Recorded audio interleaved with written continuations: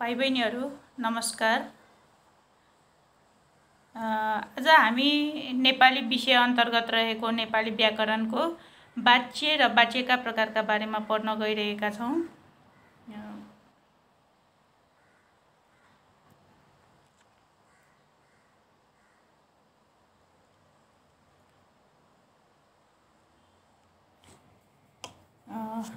वाच्यको बारेमा विद्यार्थी भाइ बहिनीहरूले पहिला पनि पढिसक्नु भएको हुनुपर्दछ। हामीलाई कक्षा 6 देखि नै परीक्षामा वाक्य परिवर्तनमा आउने गर्दछ। यो हामीले परीक्षामा एउटा वाक्य परिवर्तन वाच्य अन्तर्गत वाक्य परिवर्तन गरे बापत 1 नम्बर प्राप्त हुने गर्दछ। त्यसकारणले गर्दाखेरि परीक्षाका दृष्टिले पनि हामीलाई यो एकदम महत्त्वपूर्ण विषय रहेको छ। त्यसकारण आज हामी यही विषयमा चर्चा गर्न गइरहेका छौँ। वाच्य भाइ बहिनीहरूलाई थाहा छ, वाच्य 3 प्रकारका छन्। एउटा रहेको छ कर्तृवाच्य, अर्को रहेको छ कर्मवाच्य, अनि त्यस्तै गरेर अर्को रहेको छ अन्तिममा भाववाच्य।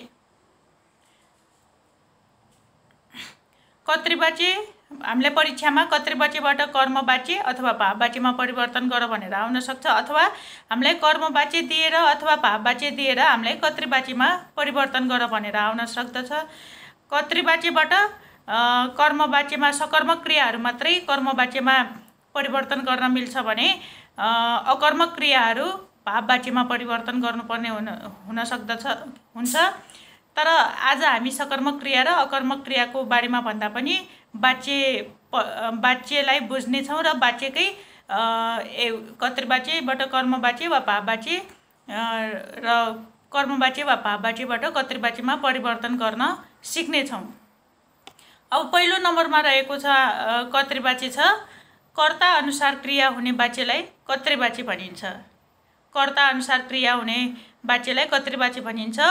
कर्ता भन्नाले वाक्यमा जसले काम गर्दछ ऊ कर्ता हो। वाक्यमा जसले काम गर्छ ऊ कर्ता हो। जस्तै यहाँ भाइले किताब पढ्यो, यो उदाहरण हेरौँ। भाइले किताब पढ्यो भन्ने एउटा उदाहरण रहेको छ। यसमा किताब पढ्ने काम गरिएको छ। किताब कसले पढेको छ त? भाइले।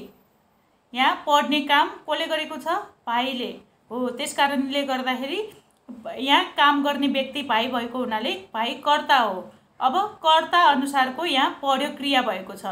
कर्तृवाच्य भनेको कर्ता अनुसार क्रिया हुने वाच्य हो। अब यहाँ भाइ एकवचनमा छ, पढ्यो पनि क्रिया पनि एकवचनमै छ।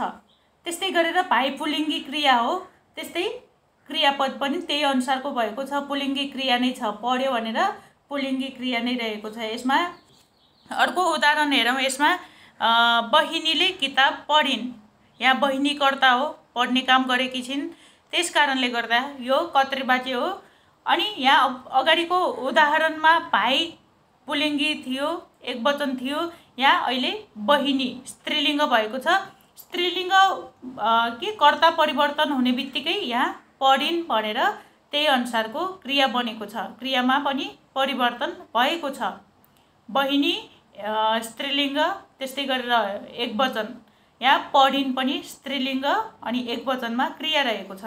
यसरी कर्ता अनुसारको क्रिया रहने, त्यस्तै अनि कर्ता परिवर्तन हुने बित्तिकै क्रिया पनि परिवर्तन हुन्छ भने त्यो कर्तृवाच्य अन्तर्गत पर्दछ। त्यस्तै गरेर हामीसँग अर्को रहेको छ कर्मवाच्य।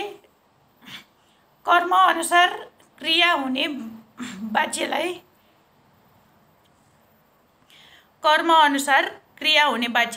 कर्मवाच्य भनिन्छ। हामीले कारक र विभक्तिमा पनि पढेका छौँ। कर्म भनेको कर्ताले गर्ने कामको असर खाने। कर्ताले वाक्यमा काम गर्दछ, तर कर्ताले गरेको कामको असर जो माथि पर्छ त्यो चाहिँ कर्म हो। कर्म अनुसार क्रिया हुने वाच्यलाई चाहिँ कर्मवाच्य भनिन्छ। यहाँ उदाहरण हेरौँ। बुबाद्वारा भाइ बोलाइयो। बुबाद्वारा भाइ बोलाइयो। यहाँ बुबा कर्ता हो, किनभने बोलाउने काम बुबाले गरेको छ है। बुबा कर्ताले, बुबा भन्ने व्यक्तिले गरेको छ। त्यस कारणले गर्दाखेरि यहाँ बुबा कर्ता हो। अनि बुबाद्वारा गरिएको काम है, बुबाले गरेको काम चाहिँ कोमाथि असर परेको छ त? भाइमाथि। त्यो बोलाउने कामको असर चाहिँ भाइमाथि परेको छ। त्यस कारणले गर्दाखेरि यो वाक्यमा चाहिँ भाइ कर्म हो। अघिको वाक्यमा काम गर्ने स्वयं भाइ भएको हुनाले यो कर्ता बन्यो, तर यो वाक्यमा चाहिँ भाइ कर्म बनेर आएको छ। काम गर्ने कर्ता चाहिँ बुबा रहेको छ। अनि यहाँ अब अघि भने जस्तै भाइ एकवचनमा छ, यो पुल्लिङ्गमा छ। यहाँ क्रिया पनि एकवचनमा र पुल्लिङ्गमा रहेको छ। भाइ बुबाद्वारा भाइ बोलाइयो। यहाँ एकवचन कर्म अनि त्यस्तै गरेर पुल्लिङ्ग कर्म भएको हुनाले क्रिया पनि बोलाइयो भनेर एकवचन र पुल्लिङ्गमै दिइएको छ। अर्को उदाहरण हेरौँ। बुबाद्वारा भाइहरू बोलाइए। बुबाद्वारा भाइहरू बोलाइए। अगाडि एकवचनमा थियो भने अब अर्को उदाहरणमा भाइहरू भनेर बहुवचनमा दिइएको छ। यहाँ बुबाको ठाउँमा आमा राख्दा पनि केही फरक पर्दैन। आमाद्वारा भाइहरू बोलाइए। यहाँ बहुवचन भएको हुनाले क्रिया पनि बहुवचन भएको छ। अगाडि भाइ एकवचनमा थियो, त्यस कारणले बोलाइयो भयो। अब यो अर्को उदाहरणमा भाइहरू बहुवचनमा छ, त्यस कारणले क्रिया पनि बहुवचनमा रहेको छ। यसरी कर्म अनुसारको क्रिया हुने वाच्यलाई कर्म भनिन्छ। अनि भाइ बहिनीहरू, अर्को नम्बरमा रहेको छ हामीसँग भाव वाच्य। क्रिया नै मुख्य हुने वाच्यलाई भाव वाच्य भनिन्छ। यसमा क्रिया नै मुख्य हुन्छ। जस्तै अघि अब क नम्बरमा कर्तृ वाच्यमा कर्ता मुख्य हुन्छ भनियो, कर्ता अनुसारको क्रियापद हुन्छ भनियो। त्यस्तै गरेर ख नम्बरमा कर्म मुख्य हुन्छ भनियो, कर्म अनुसारको क्रियापद हुन्छ भन्ने भनियो। अब भाव वाच्यमा भने क्रिया नै मुख्य हुन आउँछ। यसमा कर्ता के छ, कर्म के छ, आदरार्थी छ, पुल्लिङ्ग छ, स्त्रीलिङ्ग छ, प्रथम पुरुष, द्वितीय पुरुष के छ, त्यसको केही मतलब हुँदैन। यसमा क्रिया स्वयं मुख्य भएर आउँछ। उदाहरण हेरौँ है त। भाइद्वारा हाँसियो है, भाइद्वारा हाँसियो। अर्को उदाहरण हेरौँ। बहिनीद्वारा हाँसियो। अब यहाँ भाइ पुल्लिङ्ग छ, बहिनी स्त्रीलिङ्ग छ, तर यहाँ क्रियामा केही अर्थ परिवर्तन भएको छैन। दुवैमा के भएको छ त? हाँसियो, हाँसियो नै भएको छ। पुल्लिङ्ग हुँदा पनि क्रियामा परिवर्तन भएन, अनि स्त्रीलिङ्ग हुँदा पनि क्रियामा परिवर्तन भएन। यसरी क्रिया नै मुख्य हुने वाच्यलाई भाव वाच्य भनिन्छ। भाव वाच्यमा क्रिया नै मुख्य हुन्छ। अब हामीले कर्तृ वाच्यबाट कर्ममा अथवा भाव वाच्यमा परिवर्तन गर्नुपर्ने हुन्छ। यी परिवर्तन गर्ने तरिकाहरू आज हामी छलफल गर्नेछौँ। कर्तृ वाच्यबाट कर्म वाच्यमा परिवर्तन गर्ने तरिका।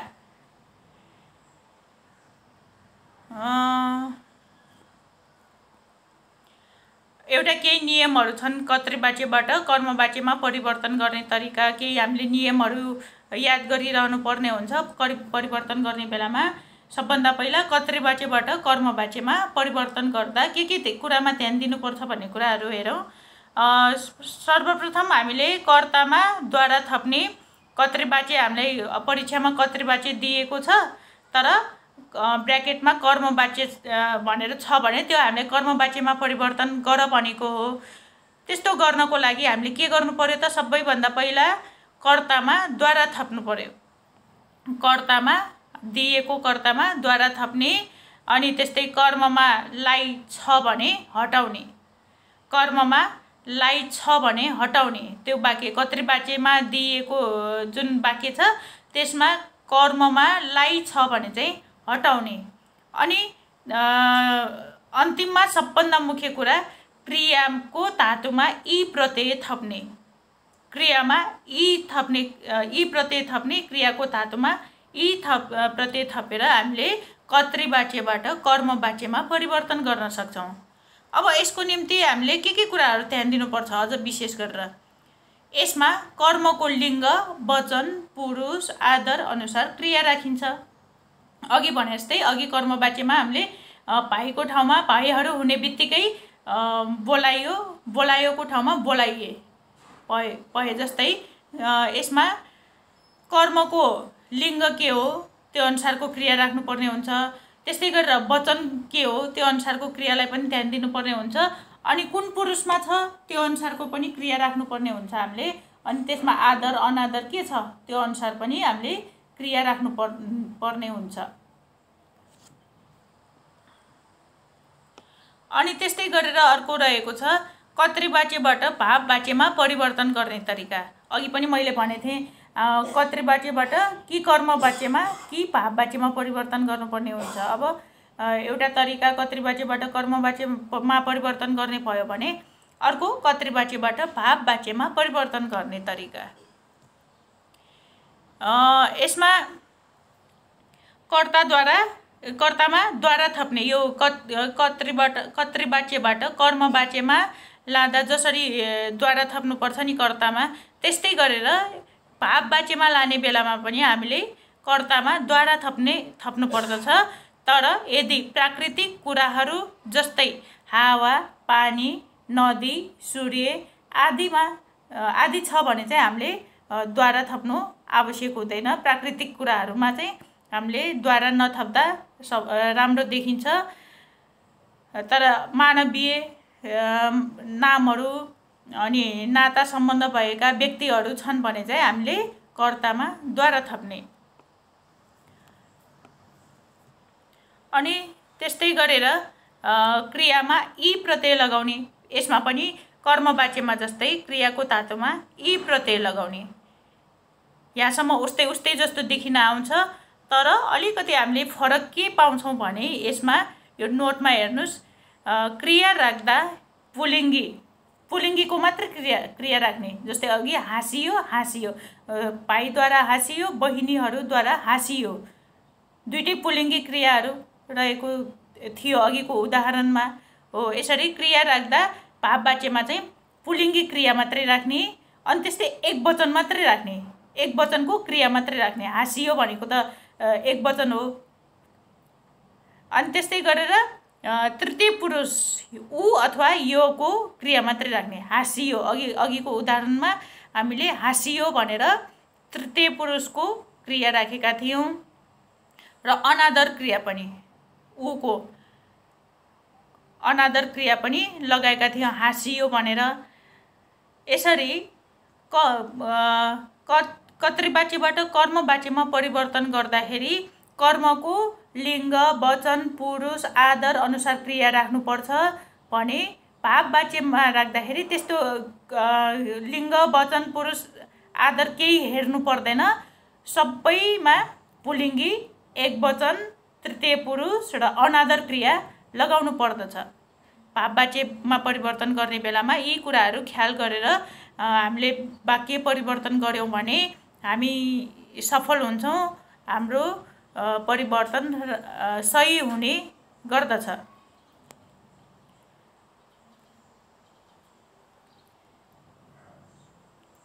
अनि भाववाच्यमा क्रिया राख्दा मैले अब यहाँ भाइ बहिनीहरूलाई केही सजिलो होस् भनेर यसको लागि थप उदाहरणहरू ल्याएकी छु। जस्तै अब धातु प्लस इन छ, वर्तमान काल छ भने, सामान्य वर्तमान काल छ भने चाहिँ हामीले के राख्न सकिन्छ?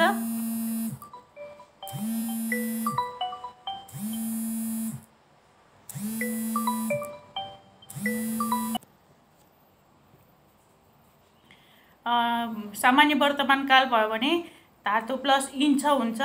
जस्तै गरिन्छ, त्यस्तै गरेर सुनिन्छ, त्यस्तै गरेर लेखिन्छ। यसरी वर्तमान काल भयो भने भाववाच्यमा परिवर्तन गर्दा हामीले यति कुरामा ध्यान दिने कि यो अनादर होस्, एक वचन होस्, त्यति ख्याल गर्नुपर्ने हुन्छ। अनि त्यस्तै गरेर भूतकाल भयो भने धातु प्लस इयो हुन्छ। धातु प्लस इयो हुन्छ यदि सामान्य भूतकाल छ भने। यसमा हामीले जस्तै गरियो, सुनियो, लेखियो, यसरी वाक्यहरू सामान्य यस्तो क्रियाहरू मात्रै लगाए पुग्छ। अनि त्यस्तै गरेर भविष्यकाल छ भने हामीले यसमा गरिनेछ, सुनिनेछ, लेखिनेछ भनेर क्रियाहरू राख्न सकिन्छ। इन्छ, इयो, इनेछ, यसरी इन्छ, इयो, इनेछलाई भाइ बहिनीहरूले ध्यानमा राख्दा धेरै सजिलो हुन्छ। भाव वाच्यमा परिवर्तन गर्दाखेरि यी क्रियाहरू राख्दा सजिलो हुन्छ। अनि त्यस्तै गरेर अब हामीलाई कालको मात्रै प्रश्न दिन्छ भन्ने छैन, हामीलाई भावबाट पनि प्रश्न दिन सक्छ। जस्तै इच्छार्थबाट, आज्ञार्थबाट र सम्भावनार्थबाट। यो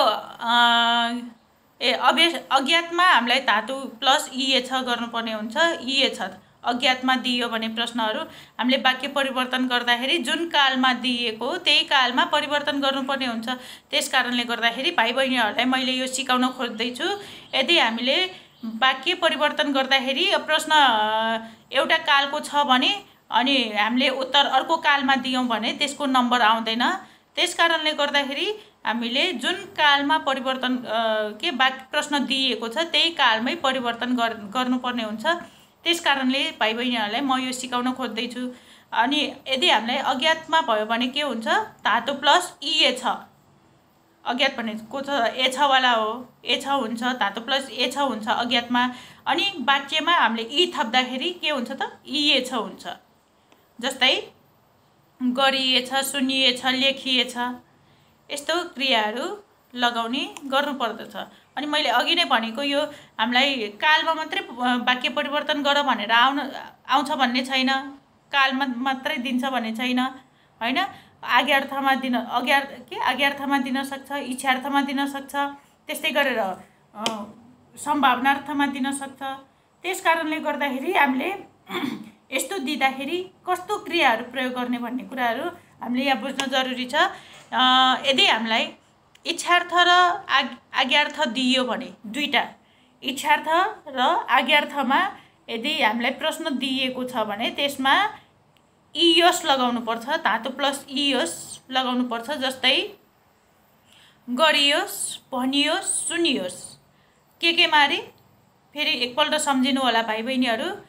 आज्ञार्थ र इच्छार्थ यो दुईवटामा प्रश्न यो दुईवटामा छ मध्ये कुनै एउटामा छ भने चाहिँ हामीले वाच्य परिवर्तन गर्दाखेरि गरियोस्, भनियोस्, सुनियोस्, इयोस् लगाउने। अब यो हामीले गरियोस्, सुनियोस्, लेखियोस्, भनियोस्, थुप्रै यस्तो क्रियापदहरू छन्। हामीलाई जुन क्रिया दिएको छ त्यसमा इयोस् थपिदिने। त्यति भएपछि हाम्रो वाच्य परिवर्तन राम्रो हुन्छ। अनि अर्को सम्भावनार्थमा पनि दिन सक्छ। सम्भावनार्थ भनेको त सम्भावनाको कुराहरू। त्यस कारणले गर्दाखेरि यसमा पनि हामीलाई यदि प्रश्न सम्भावनार्थमा दिइएको छ भने धातु प्लस इएला गरिदिने, इएला थपिदिने। जस्तै गरिएला, भनिएला, लेखिएला। यसरी गरिएला, भनिएला, लेखिएला भाव वाच्यका क्रियाहरू हुन्। यिनीहरू जम्मै सबै हेर्नुहोस् त, सबै एक वचनमै छन्। अनि त्यस्तै गरेर पुलिङ्गमै छन्, त्यस्तै अनादरमै छ यो, अनि तृतीय पुरुषमै छ। सबै हेर्नुहोस् त, सबै क्रियापदहरू हेर्नुहोस्।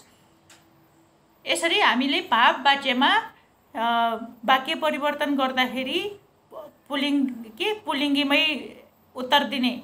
त्यस्तै गरेर काल चाहिँ हेर्नु पर्यो, काल कुन कालमा छ अथवा कुन भावमा हामीलाई प्रश्न दिएको छ त्यो चाहिँ ख्याल गर्नु पर्यो। नत्र हामीले पुलिङ्गी, एकवचन, अनादर अनि तृतीय पुरुष त्यसमा चाहिँ हामीले उत्तर लेख्नुपर्छ। यी उत्तरहरू जम्मै त्यस्तै खालको छन्। जस्तै गरिन्छ, सुनिन्छ, गरिनेछ, सुनिनेछ, यी सबै शब्दहरू के त अनादरमै छ।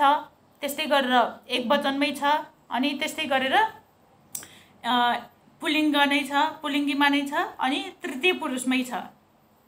है यसरी भाव वाच्य परिवर्तन गर्दाखेरि यी कुराहरू, यी बुँदाहरूलाई याद गरियौँ भने हामी वाक्य परिवर्तन गर्न, वाच्यका वाक्यहरू परिवर्तन गर्न सफल हुनेछौँ। हामीले यसरी वाच्यलाई चाहिँ बुझ्न सकिन्छ। धन्यवाद भाइ बहिनीहरू। केही कुरा नबुझिने छ भने अझ हामी छलफल गर्न सक्छौँ। अहिलेलाई यति, धन्यवाद।